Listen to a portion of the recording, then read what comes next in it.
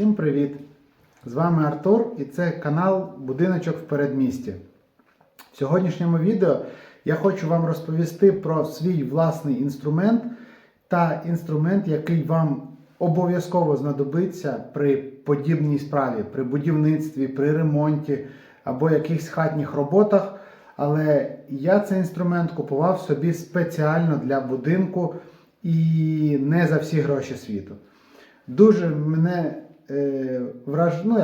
вражає чи цікавить той момент, коли ти, наприклад, дивишся якийсь відеоролик і там показують бюджетне будівництво або бюджетний ремонт, бюджетний сегмент якоїсь роботи, і в той же час людина повертається і бере зі свого шкафу або сумки якийсь фірмовий дорожезний інструмент таких відомих марок, як Makita, Bosch чи ще щось.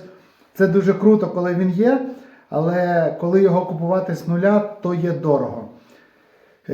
Я хочу розповісти про свій власний інструмент, який я купував і який мені служить. Я дуже багато вже ним зробив роботи.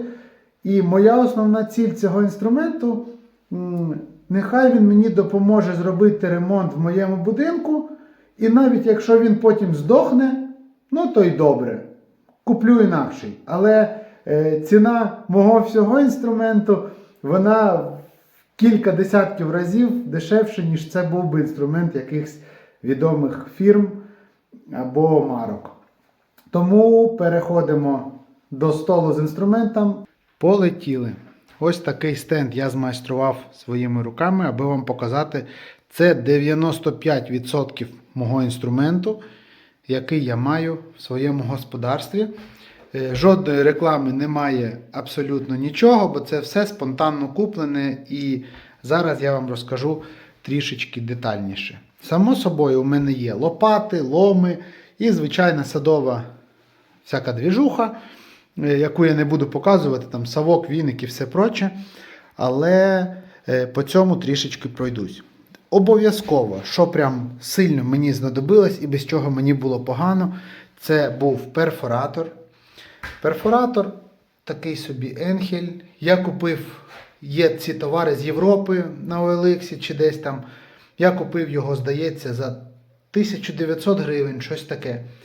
Другий рік він працює і все з ним чітко. Я навіть не знаю, яка його там потужність чи ще щось. Він б'є, сверлить, робить все, що я йому скажу. Навіть жодного разу не міняв щітки. Друге, що мені дуже потрібно було, це велика болгарка.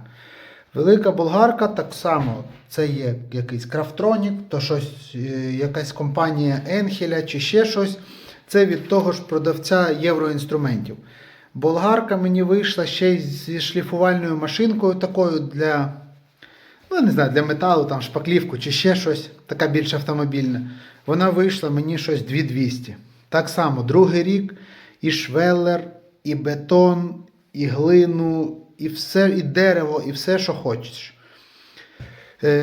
От така звичайна у мене ручна дрель є. От така є ще якась радянська, ще за часів динозаврів дрель. Вона також працює, я на ній не зміг навіть поміняти ні щітки, ні редуктор помазати, бо вона не розбирається. Але працює все просто на ура. Йдемо далі. Маленька болгарка. Я її купив дуже давно, можу казати, кутова шліфова машинка, але я кажу болгарка та і все. Це якась ДВТ, здається, китайська, бо то навіть не оригінальний ДВТ, я так думаю. Ще році у 18-му я купив її щось 1250 гривень на OLX. Я дуже люблю OLX, та й там купив її. Звісно, що на ній я міняв вже підшипники, змазую, все доглядаю. Але в даний час не доглядаю, тому що все в глині, все в пилу. І ще одного важливішого інструменту для мого життя поки що немає. То пізніше вам про нього розповім. Далі йде рулетка. В мене їх, не знаю, штуки 3 валяються всюди, але вона дуже потрібна. Один рівень такий 70 чи 80 см. Один маленький. З мого досвіду треба мати 2 або 3 рівня, тому що вони люблять трішечки показувати по-різному. От в цьому випадку, можливо, і є доцільно купити якийсь фірмовий рівень.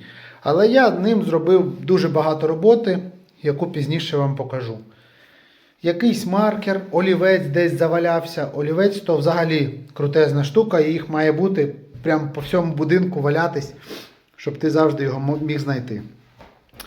Ось такий маленький інверторний зварювальний апарат. Це не мій, це був у тестя, йому купа років, він варить, все чудово, якісь там звичайні моменти ним можна зварити. Потім обов'язково декілька пістолетів для піни, це 100%. Дуже зручно, коли у тебе один з клей-піною, другий з монтажною піною. Так само промивки, піна, то все окремі розхідні матеріали. Якась стара ножовка, я її пиляв в гіпсокартон. Ой, не гіпсокартон, вибачаюсь, газобетон. Чудово справляється. Декілька вінчиків різних для перфоратора, для шуруповерта. То таке ж дрібнота. Далі. Це вже із нових, можна сказати. Був придбаний мною в тому році отакий шуруповерт Матч. Він також дуже реально крутезний.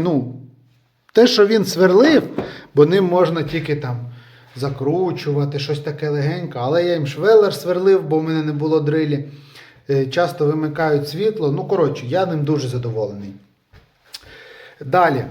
Дуже крута штука – це лазерний рівень. Але от з цим не варто гратися, так як я. Тому що я купив цей Hilda. Він все працює, все чудово, там все показує, коли треба. З ним нормально працювати, але я з ним дуже намучився. Це найдешевший, який я знайшов, він мені вийшов щось 600 чи 700 гривень. Окремо до нього я ще купував таку триногу за 700 гривень. Моя вам рекомендація життєва. Це рівень купуйте нормально. Як каже мій друг, нівелір 24, нівелір 24. З рівнем я б не грався. То і все. Лопата, якась монтіровка, ще щось. Тобто нічого такого. І от сума цього всього стола, я не знаю, якщо там якийсь там 7 тисяч гривень вийде, і то не факт. Вийде трішки більше.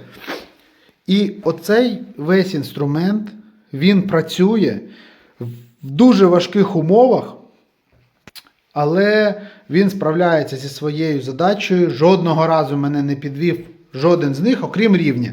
Рівень, звісно, грався зі мною дуже класно. Але я його відкалібрував, взяв з роботи класний такий Дніпро М, професійний той рівень, і по ньому вже відкалібрував. Все можна зробити, але не дуже хотілося з цим гратись. Бо він дурний. Купуйте гарний лазерний рівень, це 100%. Ще нещодавно, як я вже почав розбиратись з електрикою, пізніше у відео вам все покажу, стало питання робити штробу в стінах. Стіни у мене глиняні, також пізніше вам покажу на відео все докладно. І ще я змайстрував отакий супер прилад. Це називається штроборіз. Пізніше покажу, як він себе показує при прокладці штроб, чи як сказати. Ціна мого штроборізу вийшла 120 гривень. І то тільки тому, що отака фреза, здається, Дніпро М, коштувала по акції 120 гривень. І пізніше я покажу, як воно все працює. Але працює дуже чудово, і я вам кажу, що штроборіз за 120 гривень може робити штробу.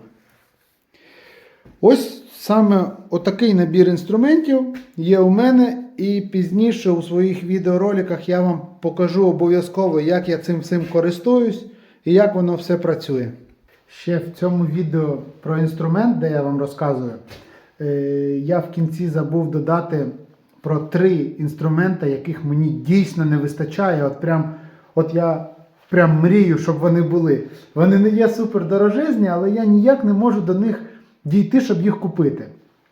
Перший інструмент, який дуже корисний, в крайньому випадку для мого життя, це по-любому. Бо я машини ремонтую трошечки, займаюся там туди-сюди, хімічу, щось в гаражі, мотоцикли, туди-сюди, то мені дуже не вистачає компресора, бо мені хочеться щось десь пофарбувати.